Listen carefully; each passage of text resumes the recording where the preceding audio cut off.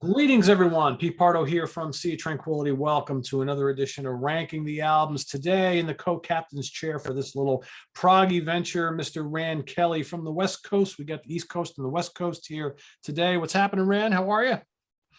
Pretty good. We got the air conditioner now. That's a good thing, right? Because it's probably pretty warm out there by you. It's actually pretty warm here today in New York, too. But it's 97 right now. Oh, it's not quite that hot here. I think it hit 83 here today, which for September 13th is probably a little on the warmish side, but not terrible. So we got a pretty cool band to talk about here today. A UK prog act from the 70s that fairly well known at the time, and the kind of leader of the band, whose namesake they carried, also pretty notable. He was in another fairly popular band. We're talking about the band Greenslade, led by keyboard player David Greenslade, of course, who spent time in a band you might have heard of called Colosseum, right? And this band only released 5 studio albums, most of them in the early mid 70s, and then they took a long break and came back in 2000 for another album. That's the last thing we've heard from them on the studio front. But David Greenslade has been pretty busy doing all sorts of other projects over the years. A really great player. And you know what, Rand, I didn't know until I was kind of getting ready for this show, because I guess I never paid enough attention. These guys throughout those early albums had the same lineup on every album pretty much, which not that common for bands like this, right? No.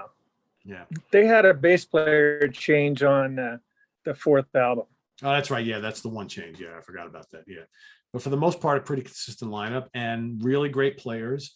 And these are, if you like 70s symphonic progressive rock, this will, if you haven't heard Greenslade, these albums will, I think, be of interest to many. And, a couple of them have some artwork by a guy that you might know pretty well as well. We'll show these as we go along. So I'll have Rand kick us off with his number 5. We got 5 albums here we're going to be looking at.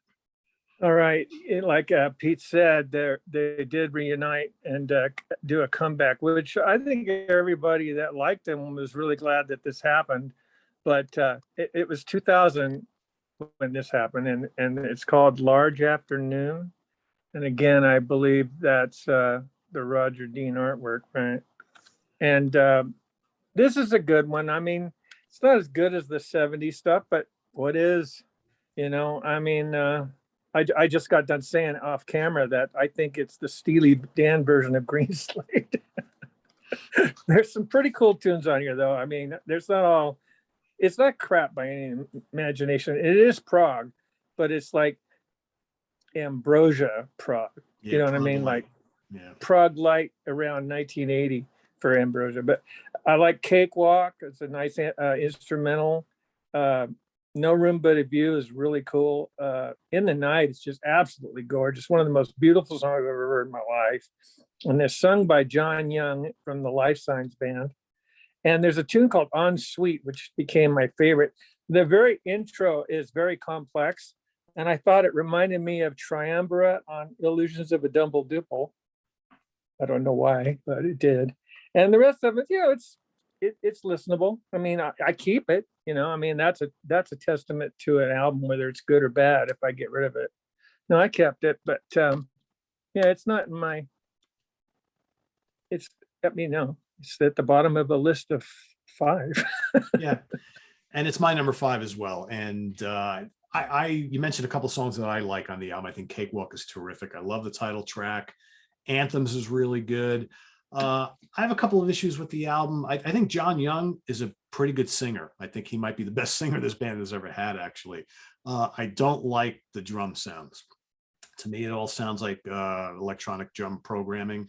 And I think for me, that does the rest of the album kind of a disservice. It gives it this very kind of, modern slickness to the album, which I think, like I said, doesn't do it any goodwill. But there's some nice symphonic arrangements on it. It's a listenable album. You mentioned Steely Dan. This is like their Steely Dan album. I kind of get that. There's like a blandness, I think, to it, but it's pleasant. It doesn't really lack the it lacks the imagination or the spark of some of the early albums. But, as you said, a lot of these bands, when they had the great stuff in the 70s and they come back much later on, the newer stuff might not match up quite as well, especially with some of these prog bands. But you're waiting for that mellotron or that Hammond flourish, and you don't get any of that here, which is a shame. No, but it's not terrible. It's just, to me, it's a little unmemorable, very poppy, but there are some good moments, and I'd recommend it if you're a Greenslade fan and you maybe never picked this up. It's definitely worth checking out. But for me, it's clearly the bottom of the barrel in this kind of short catalog, and it comes in at number 5 for me also. right. Now I just like to add that when people listen to this band, they're going to expect mellotron and 70s type synthesizers. With Large Afternoon, you don't get mellotron. You get like digital core wave station or whatever. And the solos I started analyzing what they reminded me of, and one of them sounds like an oboe and the other sounds like an accordion. I mean, I have 5 synthesizers and I never use those sounds. Yeah. I might use the oboe just in the mellotron, just for a recording if I end up doing that. Oh my God, nobody wants to hear an accordion solo. Yeah, true. Yeah, it doesn't do the album any favors, I think. It's not a great sounding album. It just, to me, they almost sound like demos, like it's kind of cheap sounding. But you can tell the talent's there, and like I said, Young's got a good voice, and we already know the talents of David Greenslade, and it's got Tony Reeves is back on bass. He's a terrific player, although I think he's kind of underutilized on this album compared to some of the early stuff. But yeah, it's okay for what it is, but it's definitely the weakest out of all these by far. Yeah, and good point about the drummer too, because he's an unknown. I've never heard of him. His name is Chris Cosens, and he just doesn't have that flair that Andy McCulloch had. I mean, that guy was amazing, Yeah. I think he passed on, though. It's probably maybe why he couldn't get him.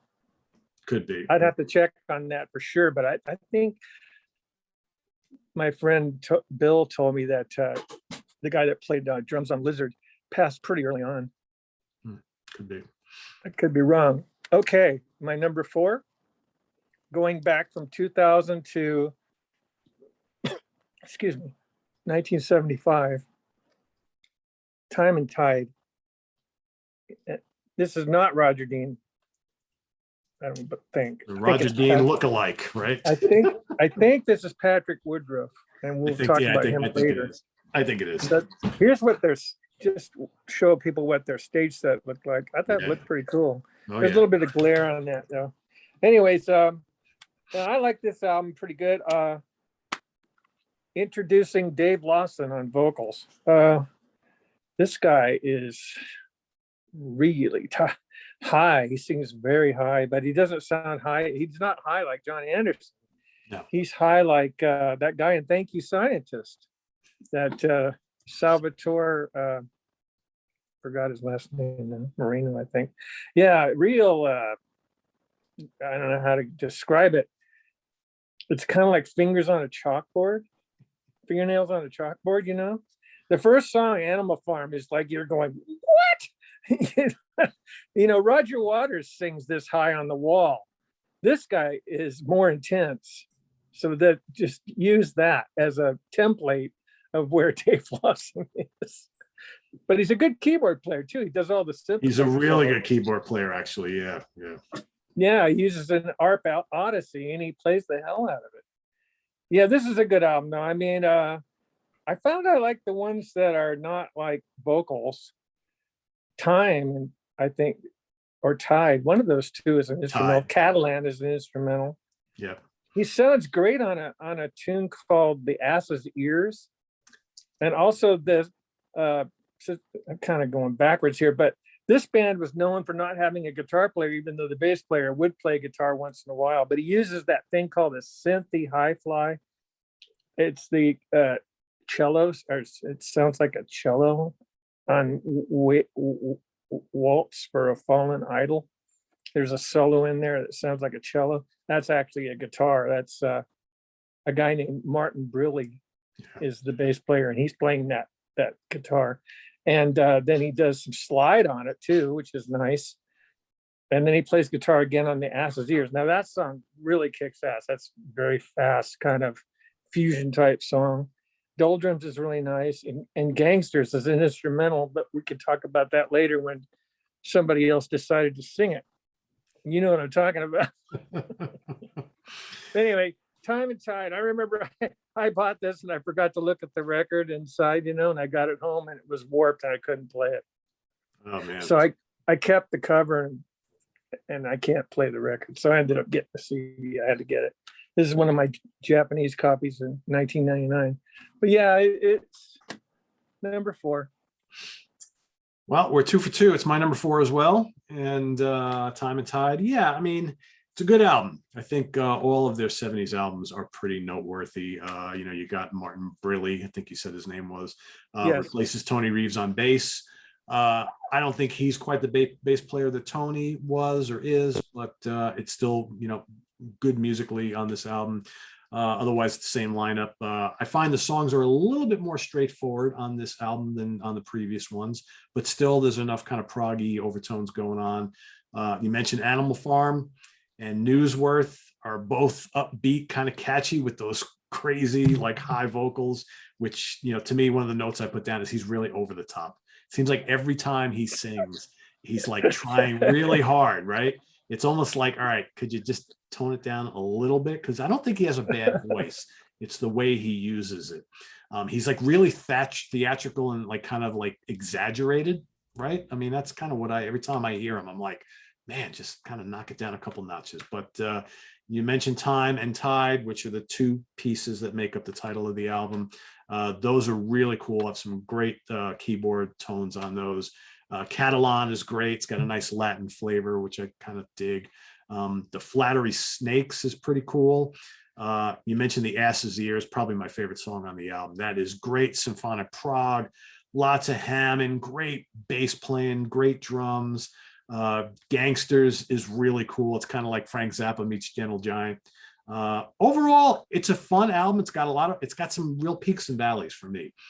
Martin Popoff and I talked about peaks and valleys albums recently. I think this is a perfect example of one. It's like, I think the high spots are really high, and some of the other songs are maybe not so great, but there's enough really good stuff on this album to highly recommend it. And it comes in number 4, which I think is, you know, pretty cool. So yeah, it's a good one. It's my number 4.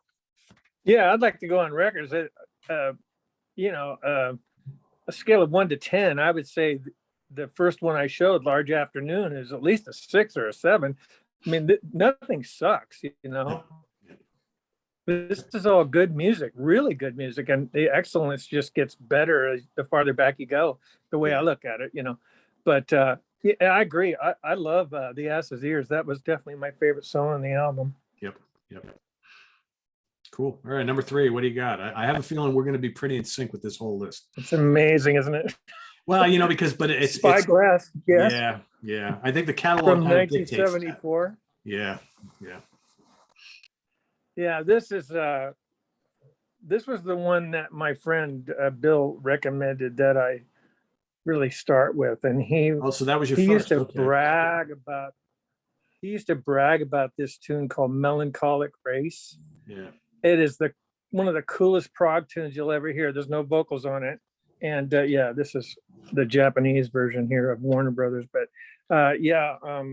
Melancholic Race is just so awesome. How about that Mellotron on that song, right? You know what I was, yeah, but when they get going, you know, what it reminded me of was, Mahavishnu Orchestra, Weather Report, Return to Forever, and Brand X kind of in a blender. Yeah. Hot shot, like the Noonward Race, you know. They really get going, and they even use the name Race. But the very first tune, Spirit of the Dance, man, just like really right there, just like just knock you out. It's an instrumental. Little Red Fryup's pretty cool tune, real weird kind of prog tune. Rainbow's just beautiful. In fact, there's no bass on that at all. They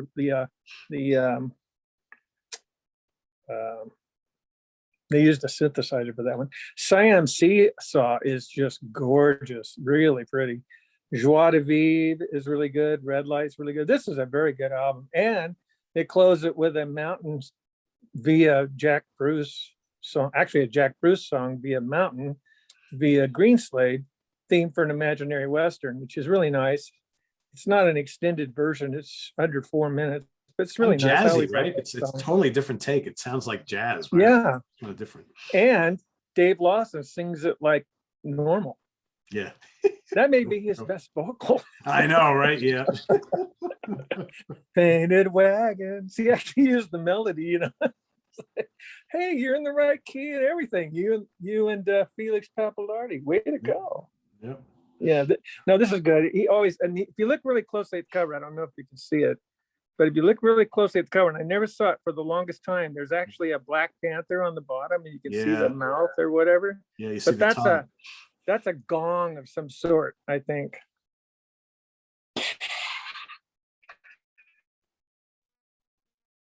Love it. It's right in the realm right now between 8 and 10.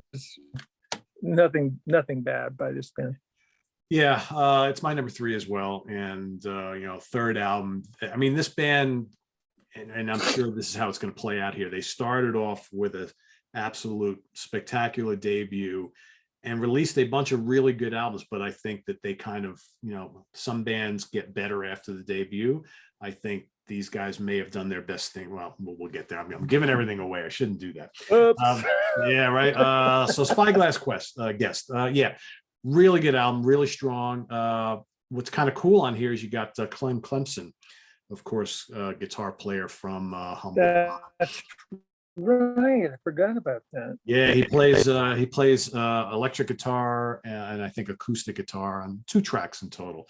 You mentioned Spirit of the Dance. I mean, that's like big ELP bombast right there. That's a great way to kind of start things off. Yeah. Little Red Fry Up is quirky. It's kind of Canterbury-ish, kind of Zappa-ish. And that has a really good guitar solo from Clemson on it, which is cool. You mentioned Rainbow. Love it. Siam Seesaw, great. You got Graham Smith on violin, on Joie de Vivre. Is that how you say that? Joie de Vivre. It's Joy of Living. Okay. Yeah, that's a great song too. Red Light is really cool. You mentioned Melancholic Race. Yeah, it's a really fun album. It's really good. There's a lot of good styles on here. Like there's some jazzy stuff, there's some fusion stuff, there's some prog stuff. These guys also at times, they had like a little bluesiness to them as well. But of course, Greenslade came from Coliseum, who also did that kind of bluesy, jazzy thing as well. So that's probably where that came from. But yeah, this is a good album. I would recommend this one to anybody. I'd say probably, yeah, it's like a 7.5, 8 out of 10. I think this one, right in the middle of their catalog. Good. Sorry. There's one song I heard today because I listened all day, so I listened to about 3.5 hours of Greenslade. But there's one song where the drums go like that, and it reminded me of Refugee, Brian Davison and Refugee. Andy McCulloch is a great drummer, and Robert Fripp realized that, which is why he hired him for King Crimson Lizard. But again, it's one of those things where he only did that one album, so it's kind of hard to gauge it until you get into Greenslade and you go, holy crap, they were holding him back. Yeah because he wanted to fly. Yeah, he's a really good player. He's really good. I enjoy him a lot. Yeah. And he's one of the reasons why the first 3 albums are so strong. You got a great drummer, a great bass player, and these 2 amazing keyboard players, right? I mean, it's almost like you don't need a guitarist. You don't need any guitar players here for the most part. Well, that was the thing too. There weren't a lot of bands back then that were using 2 keyboard players. Yeah. And they spread it out really well. I mean, Dave Greenslade was doing the organ and the electric piano and the mellotron, and Dave Lawson was doing like electric piano and or organ, and then he had an ARP Odyssey synthesizer. So he does all the synthesizer solos on every album. I don't think Dave Greenslade did any except when he got to Large Afternoon. Okay, later on, yeah. And Dave Lawson can play. That cat is hot. Yeah. There's a lot of really good keyboard solos and textures on these albums. A lot of them. Cool. All right, you're number 2. Let's see if we are continued to be in sync here.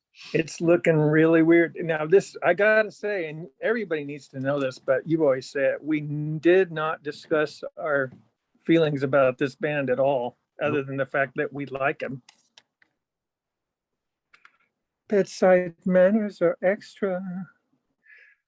Really weird song to start this record off, considering the way Spirit of the Dance starts out.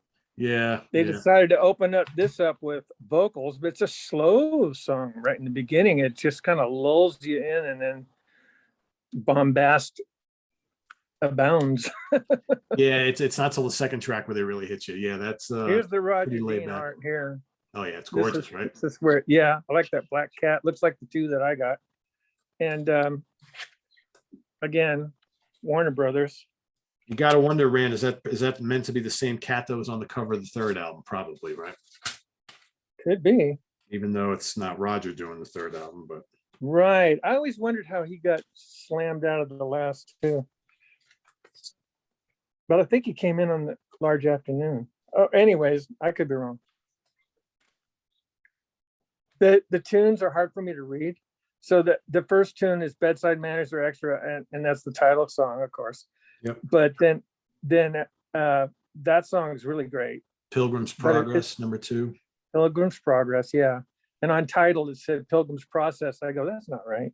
They messed up.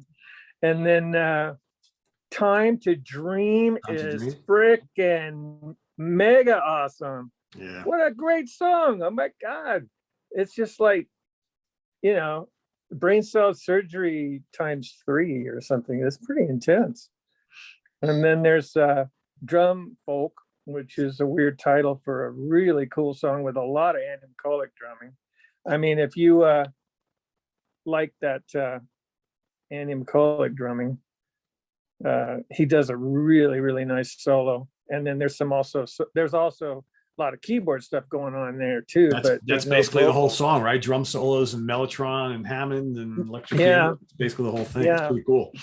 It's pretty amazing. And then I'm not sure I can read it here. Sun Kissed You're Not. Sun Kissed You're Not.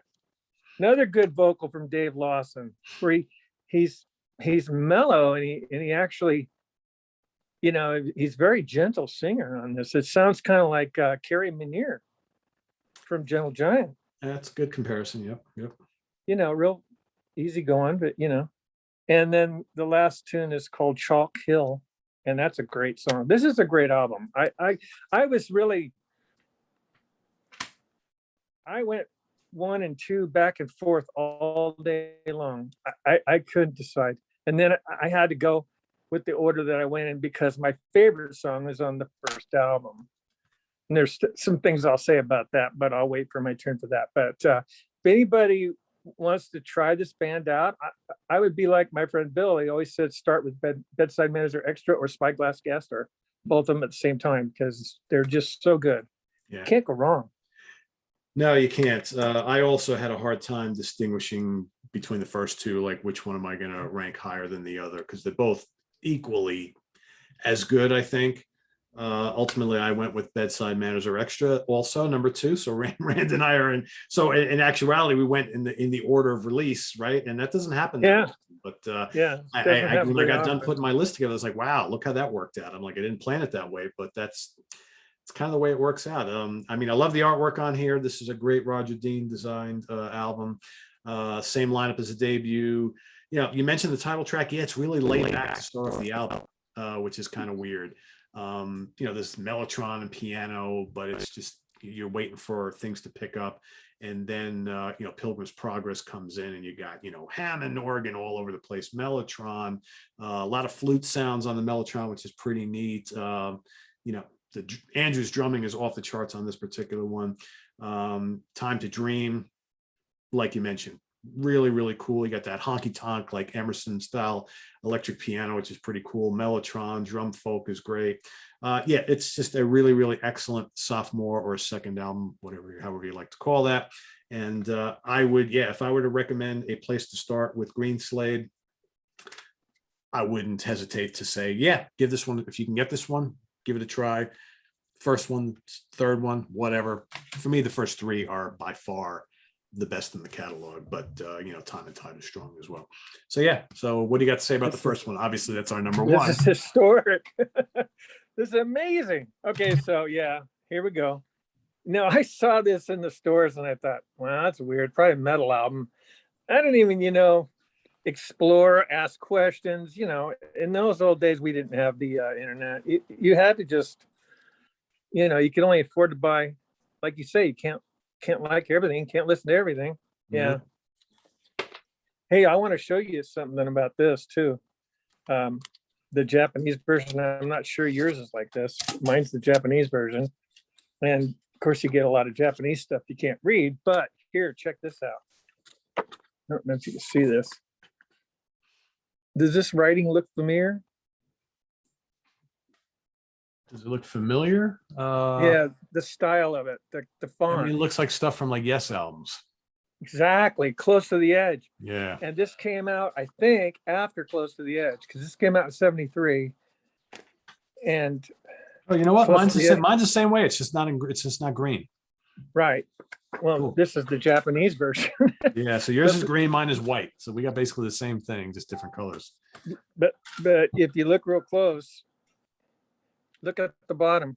See that little Morglade mover right there? Oh yeah, that's from Fragile. So that has nothing to do with Yes. That's Roger's thing. Right. Roger's the one that thought that up. By the way, I got to meet him at the last Yes concert I went to. Really nice guy. Yeah, he's a great guy. I love Roger. I love this album. Where to start? Oh my God. Okay. I can do this. Feathered Friends. Weird tune. Just to open up a brand new band and have this be the first song. It's like, oh my God. Get off the table, kitty. Nice Hammond in that song, though. Oh, a lot of Hammond organs. I mean, you never have too much Hammond organ in my book. No.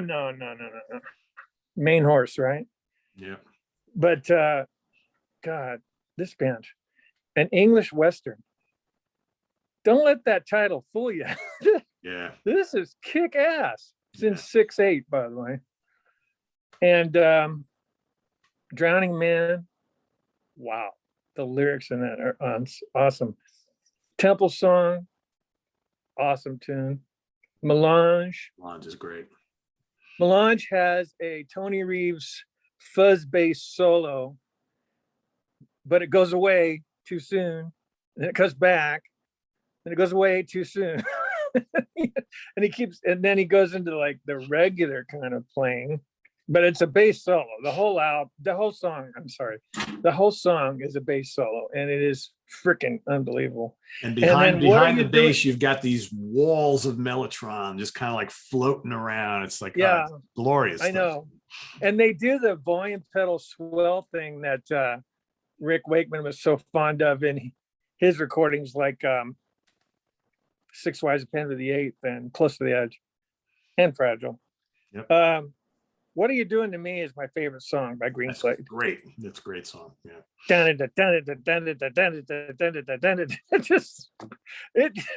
It's just so good. And again, his vocal is just teetering on annoying.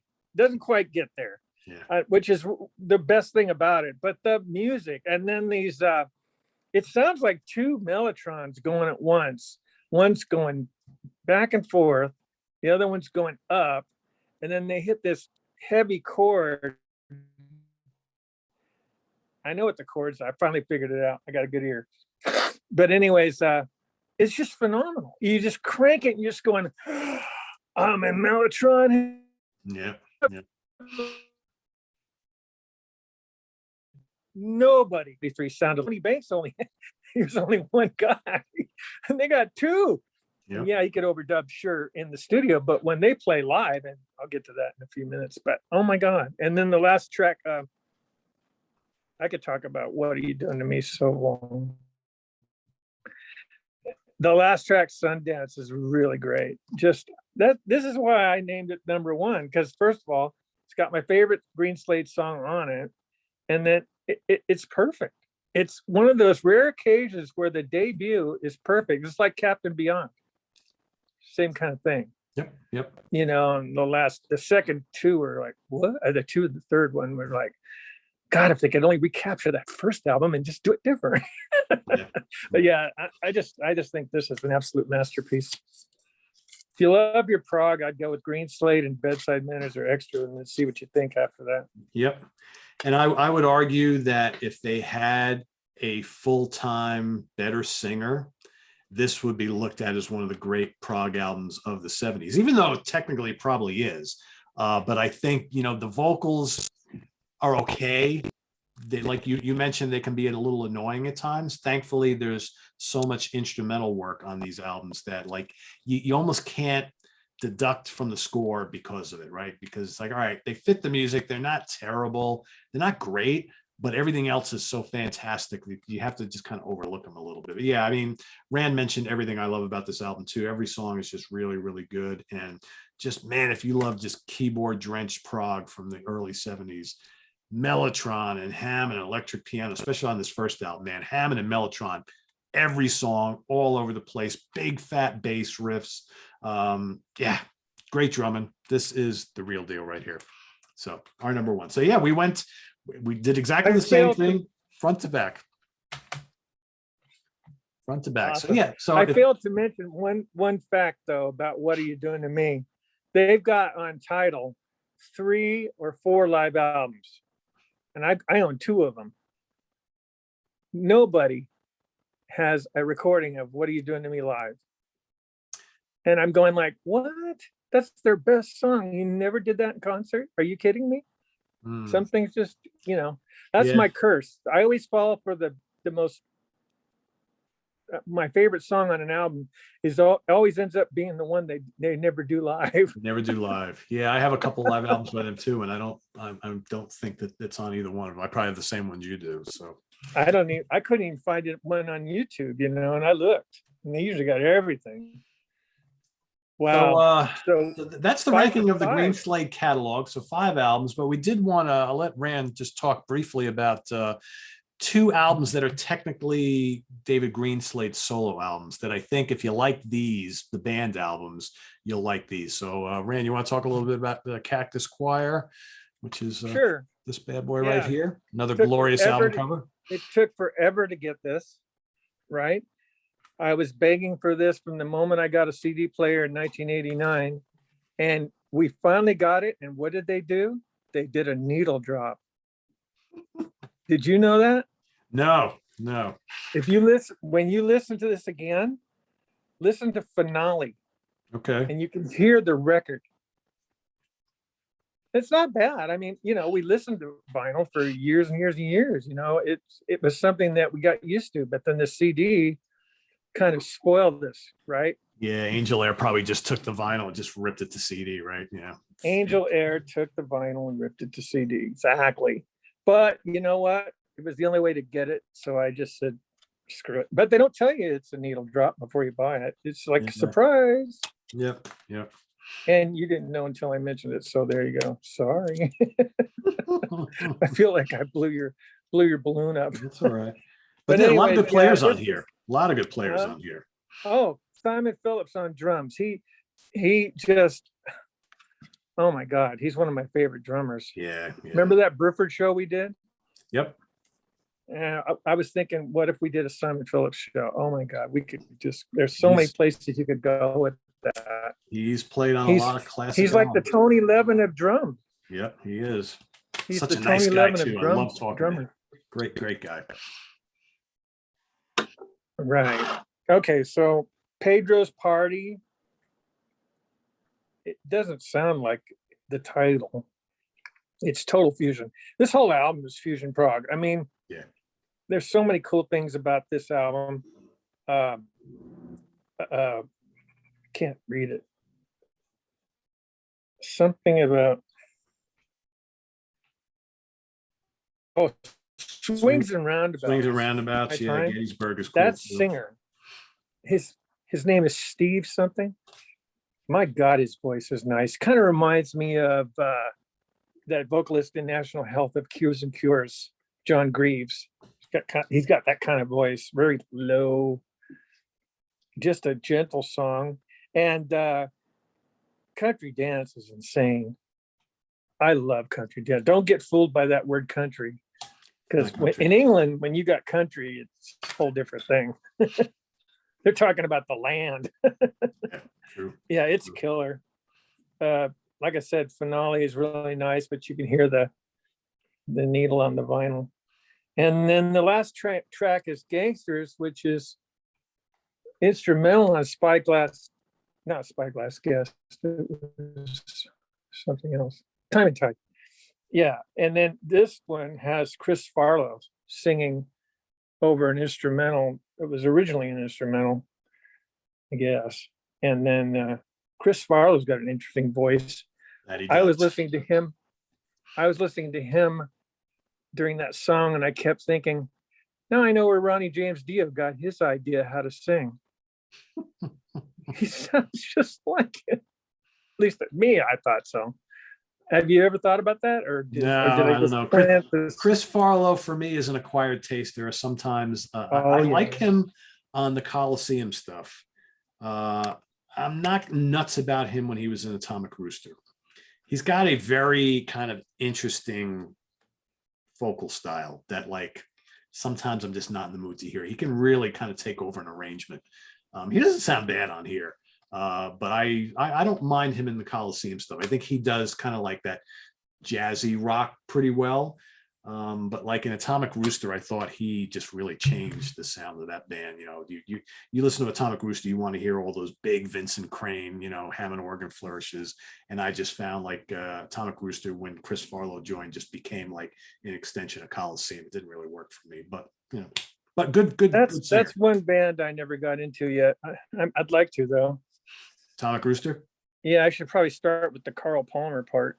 Oh yeah, get the first 3 albums. That's really what you need. Those are great. Okay, I was going to do a couple of quick honorable mentions. This live album. Do you have this one? Yeah, that's great. That's really good. Yeah. Yeah, it's 73 and 75 live. Pretty good songs. You know, I mean, again, no, what are you doing to me? And then they did this other one after Large Afternoon with John Young called Live, the full edition. But they do the older songs on here. It's a pretty good selection of the tunes. You get, you know, Cakewalk, Feathered Friends, Catalan, No Room But a View, Large Afternoon, Sundance, Wherever I Go. I don't recognize that one very good. On Sweet, In the Night, Bedside Manners Are Extra, Joie de Vivre, and Spirit of the Dance. So they tried to cover the whole catalog there. And then for my last show and tell is this monstrosity called the Pentateuch of the Cosmogeny. And I remember seeing this at the Works in Eureka back in 1979. And my friend Bill goes, "Oh, we got to buy that." So we both bought. Oh, is that what it looks like on CD? Yeah. Here's the back cover. This is the Patrick Woodruff guy. Now he did, I don't know if I can find it, I might not be able to, but he did the album cover for Palace, the Sentinel in 1984. But his artwork, and I'm just going to like randomly open this. Now I've had this since 1979, so just think about this for a second here. I gotta find one of the good ones. Here's a good one. Oh yeah, nice. Yeah, that's cool stuff. This guy is really good. Yeah, he is. It kind of reminds me of Rodney Matthews. Yeah, a little bit. Maybe not quite as fantastic. Magnum or whatever. But I'd say I was looking at Chase the Dragon is my favorite. But I was looking at this on Discogs, and believe it or not, I thought these would be like skyrocket prices. You can get these. I don't think you can get them new, but I think you can get them in good shape for about $20 if you want the book. The book's really nice. Now the music, I forgot to tell you about that. There's actual records in here. 2 album set. Phil Collins guests on 1 track. And the music is, I don't know, I guess you could say it was probably a lead up into Large Afternoon. He definitely kind of wanted to walk away from all the prog because there doesn't seem to be much on that. I haven't heard it in a long time, so it'd be hard for me to give it a really close review, so I'm not going to. But I'm just saying that I like Dave Greenslade. I downloaded all the Coliseum albums that I've never heard, and I'm going to start with Valentine's Suite and work my way up. But I like him. I had that live one, where is that Chris Farlow that's jumping up and down in front of the brick wall? I think so. Yeah. I thought it was. Well, anyways, I had that Sacramento on 8-track at bargain bin for $1. And nobody wanted it, and we didn't know at the time. I didn't know who Dave Clem-Clemson was. Oh, he's great. I knew Clem-Clemson from Humble Pie Smoking because I had that in the Air Force. But when you buy an 8-track, you don't get any information. Right. You get song titles and a copyright date, and that's about it. Yes. So I remember listening to that, but for some reason I never went back and bought it again. And I lost my 8-tracks in a car wreck one time. The tow truck driver stole my music. But no good. One of those things, 8-track wasn't going to last long anyway. I once got into a car accident many years ago, and I was actually listening to Inagata Davida by Iron Butterfly at the time. And, I walked out of the car wreck, it was okay. And the car got totaled and all that kind of stuff. I never did get my Inagata Davida CD back. I mean, I rebought it obviously and everything like that, but yeah, you kind of remember those things, right? Those, the music you lost in accidents over the years, right? Yep. So there you have it, everybody. We lost a couple of weeks ago too. Yeah, exactly. Yeah, exactly. Yep. So there you have it, folks. Ranking the albums of Greenslade and a couple honorable mentions of live stuff in the Dave Greenslade solo catalog. So if you are a fan of Greenslade, please rank the albums as you like them in the comments below. We got 5 of them. If you've never listened to any of the Greenslade records, I would urge you to check out at least, if nothing else, the top 3 that Rand and I both mentioned. We actually ranked this catalog exactly the same from the first album all the way to their last one. So that doesn't happen that often, but it did today. So thanks for watching. Visit us on the web at www.seatranquility.org. We're on Facebook. We're on Twitter. Of course, we're here on YouTube all the damn time. For Rand Kelly, I am Pete Pardo. Thanks for watching, everybody. We'll see you real soon. Take care. Have a good one. Bye-bye. Bye, everybody.